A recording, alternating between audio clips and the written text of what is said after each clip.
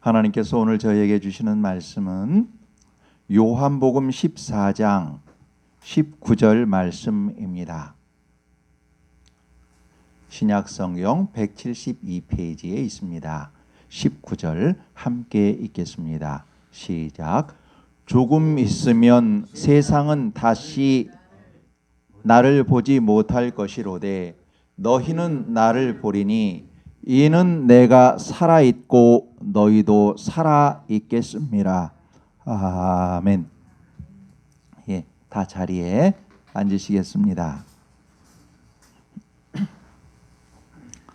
할렐루야, 반갑습니다.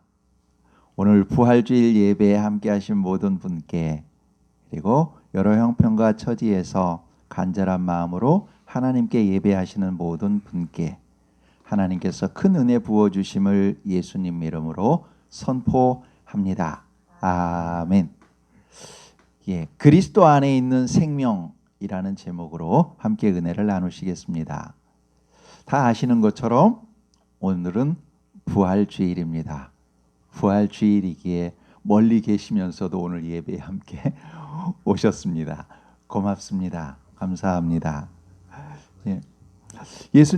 예수님께서 십자가에서 죽으셨다가 제3일에 살아나신 부활하심을 기념하는 주일입니다. 부활하신 주님의 생명이 여러분에게 충만히 임하시기를 축원합니다. 아멘. 요한복음은 다른 복음서와 좀 다른 것이 있습니다.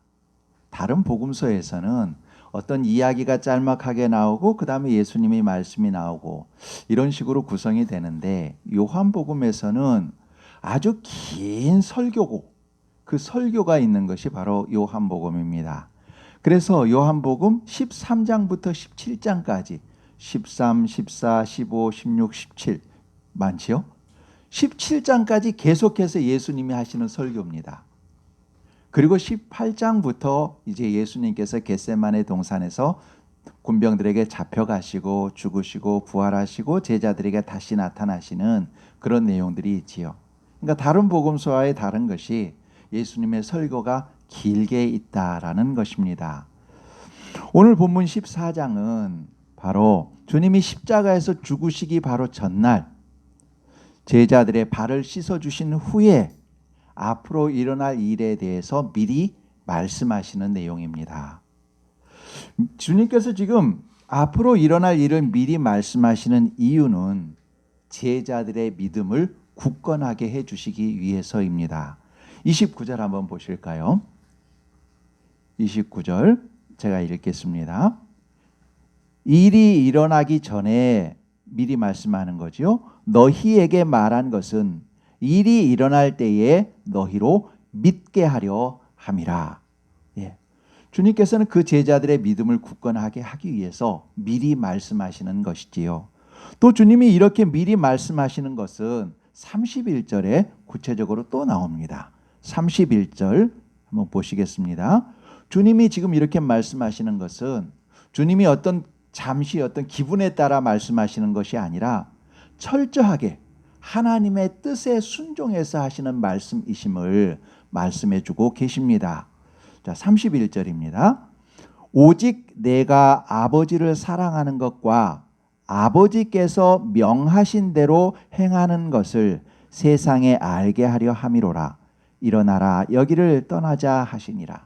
그러니까 이 말씀을 하시는 이유는 내 기분 때문이 아니라 하나님께서 내게 시키시고 맡기신 그 일 때문에 내가 지금 말하는 거다.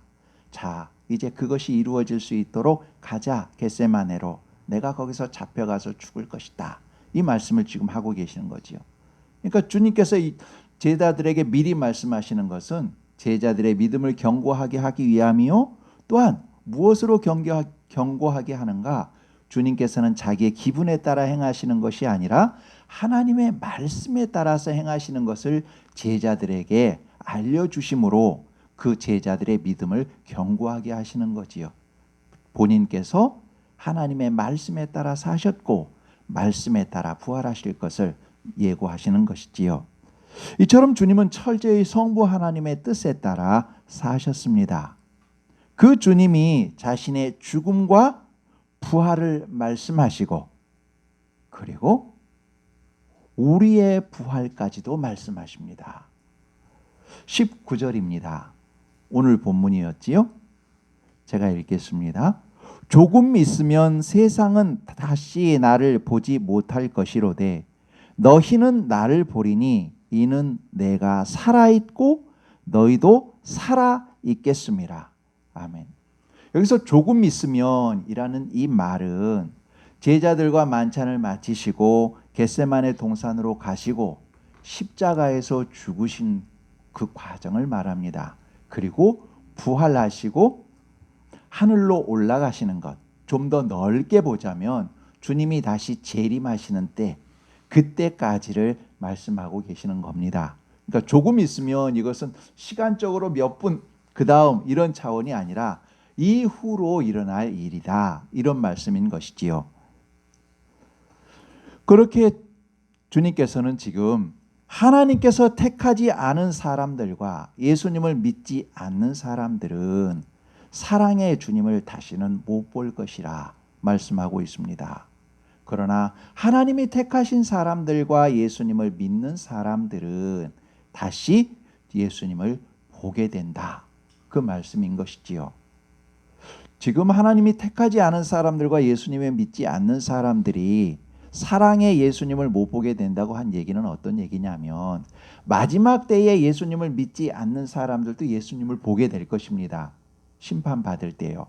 근데 그때는 사랑의 하나님, 자비의 주님이 아니라 심판의 주님을 보기 때문에 사랑의 예수님을 보지 못하게 되는 것이지요. 그러나 하나님께서 택하신 사람과 예수님을 믿는 사람, 여기서 하나님께서 택하신 사람이라는 단어를 꼭 집어넣은 것은 앞으로 하나님 예수 그리스도 안에서 예수님을 믿을 사람이 있기 때문입니다. 하나님께서 택하신, 아직은 믿지 않지만 앞으로 믿을 사람이 있는 것이지요. 그래서 하나님께서 택하신 사람과 지금 믿는 사람들, 그 사람들은 예수님을 다시 보게 됩니다. 왜냐하면 이 사람들이 잘나서가 아니라 부활하신 예수님께서 제자들에게, 그리고 예수님을 믿는 사람들에게 친히 나타나서 자기 자신을 보여주실 것이기 때문입니다. 하늘로 올라가신 예수님은 성령님을 보내셔서 영으로서 자신을 드러내실 것이기 때문입니다. 그래서 영으로서 예수님을 보게 되는 것이지요. 주님이 십자가에서 죽으시자 제자들은 시리에 빠졌습니다. 그렇지 않겠습니까? 그렇지요? 시리에 빠진 두 제자가 엠마오로 향해서 걸어갑니다. 터덜터덜 힘없이 걸어갑니다. 그러면서 둘이 대화를 나눕니다. 그런데 어떤 사람이 갑자기 이렇게 옵니다. 와서 말합니다. 여보게, 걸어가면서 하는 이야기가 무슨 이야기인가 묻습니다. 그런데 이분이 누구신지 여러분은 알고 계시지요? 이분이 예수님이십니다. 그런데 그 두 제자는 그분이 예수님인지를 모릅니다. 지금 옆에 있음에도 불구하고 예수님인지를 모릅니다. 그러면서 그 사람에게 말합니다. 당신은 요즘에 예루살렘에서 있었다는 일을 모릅니까? 그래서 예수님이 무슨 일인데요? 그러자 그들은 다시 말합니다. 나사렛 예수라는 분이 있었는데 그분은 선지자였습니다. 그분이 말과 일에 능하신 분이었습니다. 그런데 관리들이 그 사람을 십자가에 매달아 죽었습니다. 죽은 지 사흘이 지났는데 우리 중 어떤 여자들이 가서 무덤에 가서 봤는데 거기서 예수님의 시체는 보지 못하고 그가 죽지 않고 살아나셨느니라 하는 천사들의 모습을 보았다고 합니다. 그러니 우리들이 지금 고민하지 않게 되었습니까? 그것 때문에 우리가 걱정하고 근심하고 고민하고 있습니다. 이렇게 말합니다. 그러자 주님께서 그들에게 말씀하시지요. 뭐라고 말씀하시느냐면, 이르시되 미련하고 선지자들이 말한 모든 것을 마음에 더디 믿는 자들이요, 그리스도가 이런 고난을 받고 자기의 영광에 들어가야 할 것이 아니냐 하시고, 이에 모세와 모든 선지자의 글로 시작하여 모든 성경에 쓴 바 자기에 관한 것을 자세히 설명하시니라. 다시 말하면 그들하고 걸어가다가 이 사람들아, 그리스도가 이런 고난을 받고 죽고 다시 부활해야 하나님의 일을 이룰 것이 아니냐, 성경에 이렇게 기록되었는데 어찌 그것을 믿지 못하는가, 이렇게 설명을 해 주시는 것이지요. 이렇게 걸어가는 과정에서 이제 주님이 다른 데로 가려고 하자 그 두 제자가 말합니다. 아까 말씀하시는 내용이 참으로 깊은데 우리와 같이 식사하시면서 이야기 좀 더 들려주셔요. 이렇게 해서 집으로 들어갑니다. 집으로 들어가서 앉아서 빵을 놓고 식탁 교제를 하게 되는데 그때 주님께서 떡을 가지고 축사하십니다. 그때서야 제자들 눈이 밝아집니다. 저분이 유월절 때 우리에게 그렇게 만찬을 주셨던, 그리고 오병이어를 하셨을 때 하늘에 축사하고 하셨던 그 주님이시구나 하고 그 눈이 밝아져서 그분이 예수님이신 것을 알아봅니다.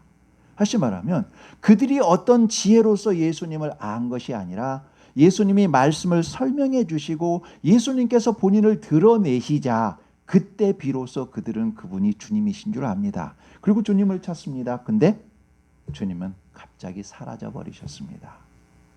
그렇게 보여주고 사라지신 것이지요. 보셔요? 제자들은 지금 주님을 보았습니다. 왜 보았나요? 그들이 잘해서 지혜가 좋아서 보았나요? 아닙니다. 주님께서 나타나셔서 그들에게 보여주셨고 영의 눈을 열어주셨기에 그들이 보게 된 것입니다. 우리도 마찬가지지요. 우리가 예수님의 이야기를 처음 들었을 때 듣자마자 그래 맞아 그분이 그리스도 하나님의 아들이야, 사람인데 하나님의 아들이야, 이것을 무릎치면서 믿으셨나요? 그렇지 않았습니다. 그런 얘기는 듣긴 했는데 의심했지요. 설마 어떻게 사람이 하나님의 아들이 되나 의심했었지요. 그러나 누군가를 통해 성령 하나님께서 누군가를 보내주셔서 예수님에 대한 이야기를 듣게 하셨고 성경을 직접 읽어보지 않았더라도 누군가를 통해서 성경에 대한 이야기를 듣게 하셨지요. 그러다가 어쩌다가 그랬는데 정말 기도 한번 해볼까? 사람들이 기도하면 응답받는다고 하던데 기도 한번 해볼까? 그런 마음을 가지고 기도합니다. 기도하다가 정말 자기가 기도한 대로 응답되는 것을 경험합니다. 그것을 통해서 이제 예수님에 대하여 더 깊어지게 알게 됩니다. 다시 말하면 내가 지혜가 많아서가 아니고 내가 많이 알아서가 아니고 기도했더니 성경 말씀을 듣고 기도했더니 응답을 통해서 내가 비로소 알아가게 되는 것이지요. 응답을 통해서 알았다는 얘기는 하나님께서 그렇게 열어주셨다는 얘기입니다. 하나님께서 열어주셨기에 우리들은 예수님이 하나님의 아들이심을 믿게 되었습니다. 그렇지요? 이처럼 제자들이나 우리들이나 하나님을 알게 된 것은 하나님께서 우리에게 나타나셨고 우리의 영의 눈을 열어주셨기 때문에 가능했습니다. 여러분, 이것은 설명의 영역이 아닙니다. 아무리 설명해도 이것은 알 수 없습니다. 마치 사과를 먹어봐야 그 사과가 어떤 맛인지 압니다. 마찬가지로 믿음도 마찬가지입니다. 여러 가지 서적을 읽고 많은 것을 들었다 할지라도 내가 하나님께 기도하고 그 기도 응답을 받아 보았을 때 하나님은 논리적인 분이 아니구나, 나와 함께 하시고 내 응답을 들으시는 살아계신 분이구나라는 것을 알게 됩니다. 이것은 논리의 영역이 아니라 체험의 영역입니다. 여러분, 첫사랑의 키스를 해본 사람이 키스가 어떤 것인지를 압니다. 여러분, 주님께서 우리의 영의 눈을 열어주시고 또 주님께 우리가 다가가고자 하는 그 과정을 통해서 우리는 하나님을 더 깊게 알게 됩니다. 제자들이 예수님의 증인이 된 것, 그것도 마찬가지였습니다. 주님이 부활하신 후 50일이 되는 날, 오순절 날 성령님께서 그 제자들에게 임하시지요. 그것을 통해서 제자들이 방언을 하고 하나님을 증거하게 되지요. 왜요? 주님의 영이 그들과 함께 계셨기 때문입니다. 그랬을 때 그들은 이전의 사람이 아닌 새 영으로, 예수님의 영으로 가득 찬 사람이 되었습니다. 생명을 살리는 사람, 생기의 사람이 되었지요. 여러분, 오늘 기도자께서, 기도하시는 분께서 굉장히 귀하고 아름다운 기도, 우리의 마음, 깊이 들어가는 기도를 해주셨습니다. 한 주간을 돌아보며 진 하나님 앞에서 여러 가지 회개해야 할 내용들 참으로 깊게 기도를 해주셨습니다. 그리고 하나님께 간구하는 기도를 해주셨지요. 얼마나 감사한지요. 여러분 맞습니다. 우리가 그 기도를 들으면서 느끼셨을 겁니다. 회개하는 내용을 통해서 들었을 것입니다. 맞아. 저 죄가 바로 내 죄였지. 내가 잘못한 거였지. 그러면서 그 시간을 부끄러워합니다. 그리고 다시는 그렇게 살고 싶지 않고 빛으로 살고 싶은 마음에 감동이 있고 결단이 일어나게 됩니다. 여러분 그것을 통해서 우리는 분명하게 알게 됩니다. 존재하는 것과 사는 것은 다릅니다. 숨을 쉰다고 사는 것은 아닙니다. 숨을 쉬는 것은 그냥 존재하는 것입니다. 숨을 쉬면서 다른 사람에게 해악을 끼친다면 그 사람은 사는 것이 아닙니다. 그냥 악일 뿐입니다. 산다는 것은 내가 존재함으로 누군가에게 덕을 주는 것이고 감동을 주는 것입니다. 나로 인해서 선한 영향력을 받는 것입니다. 아까 기도자께서 기도하신 것처럼 우리가 회개해야 될 모습으로 살 때는 그냥 존재하는 것입니다. 그러나 기도자께서 기도하셨던 것처럼 하나님께서 기뻐하시는 삶으로 더 걸어가는 그것이 비로소 사는 것입니다. 하나님의 생기로 사는 것입니다. 바로 제자들은 오순절날 성령을 받음으로 인해서 그 생기의 삶, 살아있는 삶을 살게 되었습니다. 그것을 주님은 16절과 18절을 통해서 미리 말씀하셨습니다. 우리 함께 읽으실까요? 16절에서부터 18절입니다. 시작. 내가 아버지께 구하겠으니 그가 또 다른 보혜사를 너희에게 주사 영원토록 너희와 함께 있게 하리니 그는 진리의 영이라 세상은 능히 그를 받지 못하나니 이는 그를 보지도 못하고 알지도 못함이라. 그러나 너희는 그를 아나니 그는 너희와 함께 거하심이요 또 너희 속에 계시겠습니다. 내가 너희를 고아와 같이 버려두지 아니하고 너희에게로 오리라. 아멘. 주님께서는 제자들을 고아와 같이 홀로 두지 않으십니다. 우리도 마찬가지지요. 보혜사 성령님으로 주님의 영으로 제자들과 함께 하시고 우리들과 함께 하고 계십니다. 그렇게 되었을 때 제자들은 새로운 사람들이 되었습니다. 하늘의 생명을 전하는 사람들이 되었지요. 우리들도 마찬가지입니다. 주님께서 함께 하심으로 우리들은 이전의 사람이 아닌 새로운 피조물로 사랑의 사람들이 되어가고 있지요. 여러분, 베드로와 요한 두 사도가 성전 미문에 앉아 있는 사람, 날 때부터 한 번도 걸어보지 못한 사람, 그 사람은 40살이나 되었다고 했습니다. 40살이 될 때까지 한 번도 걸어보지 못했습니다. 그러니 몸은 쇠약해져 있었을 것입니다. 주변 사람들로부터는 따뜻한 눈길을 받지 못했을 것입니다. 늘 업수위 여김을 당하는 사람들이었을 것입니다. 그런데 그 사람에게 다가가서 나사렛 예수 그리스도 이름으로 명하노니 일어나 걸으라 베드로와 요한 사도가 말했지요. 그로 인해서 그 사람은 일어나 걸으며 뛰며 춤추며 하나님을 찬송했습니다. 베드로와 요한 그들에게 힘이 있어서가 아니었습니다. 나사렛 예수 그리스도 이름, 그 이름이 그를 일으키게 했습니다. 이전에는 그들은 나약한 어부였습니다.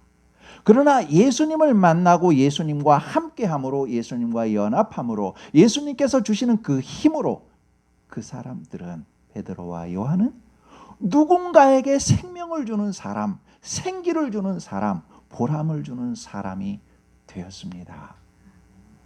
예수님이 그들에게 나타나셨고 예수님이 그들과 함께 하셨기에 일어나는 역사였습니다. 예수님을 믿는 사람을 박해하던 사울 아시지요? 나중에 바울이라고 이름이 바뀐 사울이지요. 그 사람은 예수님을 전하는 스데반이 돌에 맞아 죽는 것을 마땅하게 여겼습니다. 스데반을 돌로 치려고 사람들이 겉옷을 벗어서 사울에게 맡겼을 때 사울은 그 겉옷을 받아들고 구경했던 사람, 옳다고 말했던 사람이 바로 사울입니다. 그것이 하나님을 믿는 거라고 생각했습니다. 하나님을 믿는 것이라 생각했지만 바르게 믿지 못하고 그릇된 열심으로 살았던 사람이지요. 그랬던 사람이 다메섹으로 가던 도중에 빛과 소리를 통해 예수 그리스도를 만나게 됩니다. 그리고 나서 그 사람은 변했지요. 바울이 되었지요. 그 전까지는 누군가에게 박해하는 사람, 핍박하는 사람이었지만 이제는 섬기는 사람, 사랑의 사람, 복음을 전하는 사람이 되었습니다. 왜인가요? 주님이 그에게 나타나셨고 주님이 그와 함께 하셨기 때문입니다. 우리도 마찬가지입니다. 주님께서 우리에게 보내주신 주님의 영, 보혜사 성령님이 우리 속, 다시 말하면 우리 각자의 자신 안에 계시기에 예수님을 주님으로 믿고 고백할 수 있습니다. 이전의 사람과 다르게 새로운 피조물로 살아갈 수 있습니다. 날마다 내 모습을 보면 안 변한 것 같은데 스스로 그렇게 생각하실 수 있습니다. 확 변해야 되는데 안 변했어. 바울 사도처럼 확 하루아침에 변해야 되는데 안 변했어. 그렇게 생각하실지도 모릅니다. 그러나 한번 돌아보십시오. 예수님을 믿기 전과 이후 조금씩 신압으로 조금씩 자기 자신도 모르게 머리카락이 나 자신도 모르게 자라나듯이, 머리카락 얘기하니 저를 보시면서 웃지 마십시오. 머리카락은 우리가 알지 못하는 사이에 자라납니다. 마찬가지로 우리의 신앙도 성령 하나님의 도우심 속에서 자라납니다. 여러분, 과일의 열매가 열릴 때 그 열매 자체가 힘이 있어서 열매 맺는 것이 아닙니다. 나무 뿌리로부터 오는 그 생기를 받아서, 그 생수를 받아서 자기 자신도 모르는 사이에 그 나무의 열매는 조금씩 열립니다. 여러분, 저 뒤에 보면 난이 있습니다. 완전 화사하게 세 개가 피었지요. 하얀 난입니다. 저 열매를 보면서 저희가 저 꽃을 보면서 얼마나 감탄했던지요. 들어올 때마다 감탄을 합니다. 그런데 여러분, 저 꽃 자체가 힘이 있어서 핀 것이 아닙니다. 뿌리에서 주는 그 영양분으로 인해서 저 꽃은 핀 것입니다. 만약에 저 꽃이 뿌리와 연결되어 있지 않다면 이미 오래전에 말라 비틀어졌을 것입니다. 마찬가지로 우리가 조금씩 변해가는 것은 우리의 뿌리 대신 우리를 붙잡고 계신 예수 그리스도 때문입니다. 예수 그리스도 때문에 우리들은 우리가 알지 못하는 사이에도 그렇게 조금씩 변해가고 있습니다. 그러니 스스로 보시기에 나는 많이 변하지 못했다, 자책하지 마십시오. 성령 하나님께서 붙잡고 계시고 예수님께서 변화시켜 가고 계십니다. 그것을 위해서 십자가에서 죽으셨고 부활해 주셨습니다. 여러분, 주님께서 우리 마음의 중심 의자에 앉으셔서 우리들을 그렇게 변화시켜 가고 계십니다. 그러니 여러분, 오직 주님께 붙잡혀 계십시오. 오직 주님을 바라보고 주님과 대화하십시오. 그러면 우리가 얼굴에 로션을 바르면 얼굴 피부가 좋아지는 것처럼 예수님하고 대화하면 그 대화 속에서 우리의 피부는 생기로 올라가고 우리의 영은 예수님의 영으로 변화되어 갑니다. 여러분, 주님은 우리의 죄 때문에 우리를 죄에서 구원하시려고 우리를 사망에서 구원하시기 위해 십자가에서 죽으셨습니다. 그 후 사흘 만에 부활하셨습니다. 죽음이 끝이 아니라 새로운 시작임을 보여주셨습니다. 바로 그 증거로 오늘 부활 주일이 주님의 부활을 기념하는 주일이지 않습니까? 그 증거가 우리의 삶 속에 이미 있습니다. 이처럼 부활하신 주님은 우리에게도 죽음이 끝이 아님을 말씀하셨습니다. 주님은 말씀하십니다. 19절 후반절입니다. 오늘 읽은 본문이지요. 너희는 나를 보리니 이는 내가 살아있고 너희도 살아있겠습니다. 아멘. 주님이 부활하시고 영원히 사시는 것처럼 너희도 살아있겠음이라 말씀하십니다. 우리도 주님과 함께 영원히 산다고 말씀하고 있는 것입니다. 예수님을 주님으로 고백하는 우리는 주님과 함께 영적으로 연합되어 있습니다. 그 연합된 사람은 주님이 살아계신 것처럼 그 사람도 살아있다고 말합니다. 주님과 연합된 사람, 예수님을 주님으로 고백하는 사람은 육체가 죽은 후에도 부활합니다. 다시 살아납니다. 그 모습은 어떤 모습인지 아무도 모릅니다. 오직 하나님만 아시지요. 그러나 분명한 것은 하나님이 예수님을 부활하게 하셨듯이 우리를 부활하게 하시고 하나님이 보시기에 가장 좋은 모습으로 부활하게 하신다는 겁니다. 왜입니까? 그 이유는 너무나 분명합니다. 그것은 우리가 주님과 하나이기 때문입니다. 주님과 영적으로 하나로 연합되어 있기 때문입니다. 보십시오. 예수님은 하나님과 하나이셨습니다. 그렇기에 하나님께서 성자 하나님을 부활하게 하셨습니다. 그러면 예수님과 우리는 하나입니다.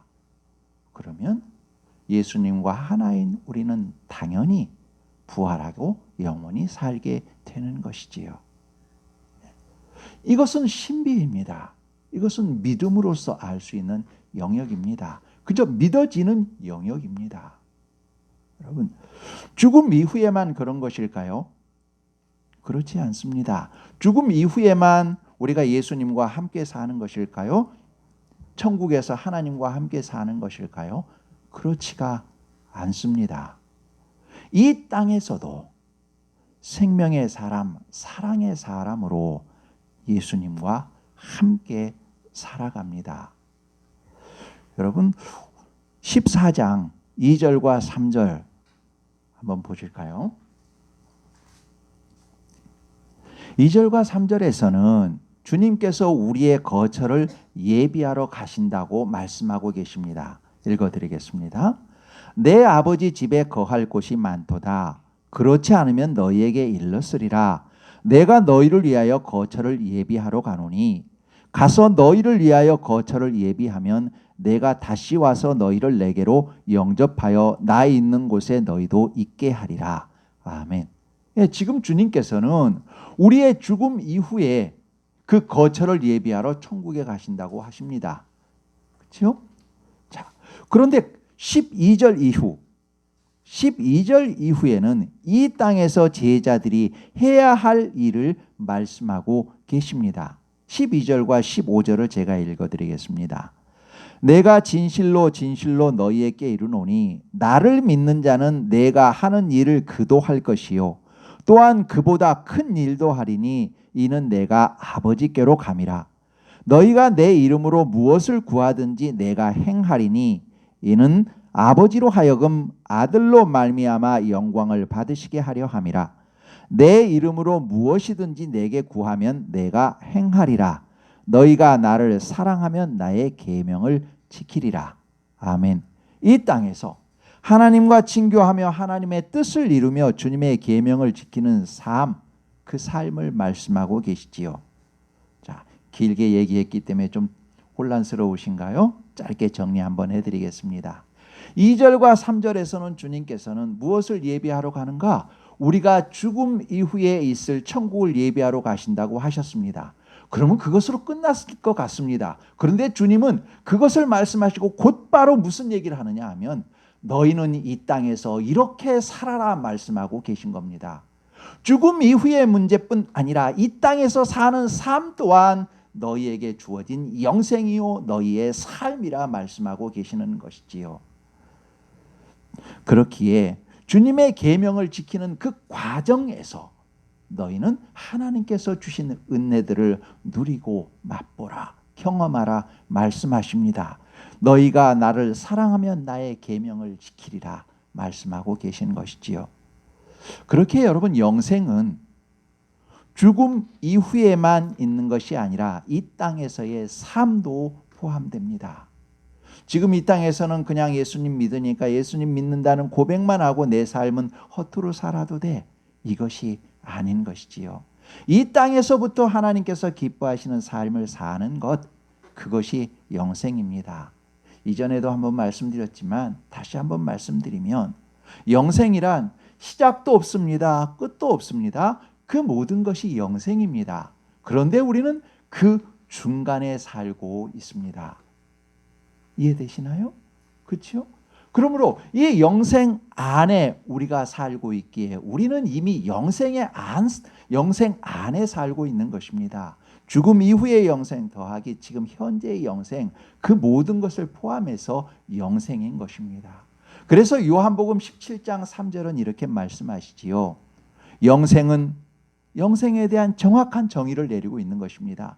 영생은 곧 유일하신 참 하나님과 그가 보내신 자 예수 그리스도를 아는 것이니이다. 영생은 참 하나님과 예수 그리스도와 함께 친교하며 그분의 뜻을 일구고자 살아가는 삶, 그것이 영생이라는 것입니다. 여러분, 예수 그리스도와 하나 된 사람, 예수 그리스도와 영적으로 연합된 사람, 예수 그리스도를 주님으로 믿고 고백하는 사람, 그는 그의 형편이 어떠하든지 살아있는 삶을 삽니다. 존재가 아닌 생기의 사람으로 삽니다. 형편이 곤고해도 그리스도가 주신 그 생명으로 살아있는 자의 삶을 삽니다. 주님이 함께 하시며 도와주시기 때문입니다. 내가 너와 함께 한다 하시며 마음에 힘을 주시고 예수님의 이름으로 구하는 기도에 응답하시는 그 도와주심에 잇대어 살기 때문입니다. 그래서 믿는 사람은 낙심하지 않습니다. 하나님이 기뻐하시는 일을 하다가 포기하지 않습니다. 주님께 기도하며 응답을 기다리며 인내하며 사랑하고 신실하게 삽니다. 절대 포기하지 않습니다. 오히려 위기가 기회가 되도록 하나님께 기도합니다. 주님은 살아계시고 주님이 함께 하시며 우리를 살리겠다 약속하셨기 때문입니다. 하나님이 사랑하시는 여러분, 하나님을 사랑하시는 아름다운 여러분, 봄날 따뜻한 아침 햇살처럼 포근히 빛나는 우리 성도 여러분, 오늘은 부활 주일입니다. 주님이 죽음을 이기시고 부활하심을 기념하는 부활 주일입니다. 우리에게 부활을 약속하신 부활 주일입니다. 부활하신 주님은 언제나 우리와 함께 하십니다. 어떤 어려움이 있어도 주님이 우리와 함께하고 계십니다. 우리를 주님의 생명싸개 안에 품으시고 돕고 계십니다. 이 주님과 함께 사심으로 날마다 보람과 행복이 가득하시기를, 하나님의 은혜를 풍성히 누리시기를, 생기의 사람으로 살아가시기를 예수님 이름으로 축원합니다. 기도하겠습니다. 하나님 아버지, 하나님께서 저희의 영적 눈과 마음을 열어주셔서 예수님을 주님으로 믿게 하시니 고맙습니다. 예수 그리스도께서 영으로 저희와 함께 계시니 고맙습니다. 저희에게 새 생명을 주시고 새로운 피조물로서 생명을 살리는 사람, 사랑의 사람으로 변화시켜 가시니 고맙습니다. 저희가 육신으로 살 때 주님이 주신 말씀에 따라 살도록 도우시고, 사명을 마치고 하나님 앞에 섰을 때 하나님과 함께 살도록 하시니 고맙습니다. 저희를 위해 죽으시고 부활하신 예수님의 은혜를 기억하고 날마다 주님을 따라 하나님이 기뻐하시는 삶을 살게 하옵소서. 병으로 사고로 고통 중에 있는 아버지의 딸들과 아들들에게 평안을 주시고 나사로야 나오너라 하신 은혜도 주옵소서. 함께 기도하며 고통을 나누는 가족들의 눈물을 닦아주시고 위로하시며 힘을 주시고, 주님, 산불로 지진으로 고통당하는 이웃과 이를 돕기 위해 힘쓰는 모든 사람을 도와 주옵소서. 저희 모두 지구를 힘써 살리게 하옵소서. 성령 하나님께서 저희와 함께 하시며 도우시며 승리하게 하시니 고맙습니다. 우리 주 예수 그리스도 이름으로 기도합니다. 아멘.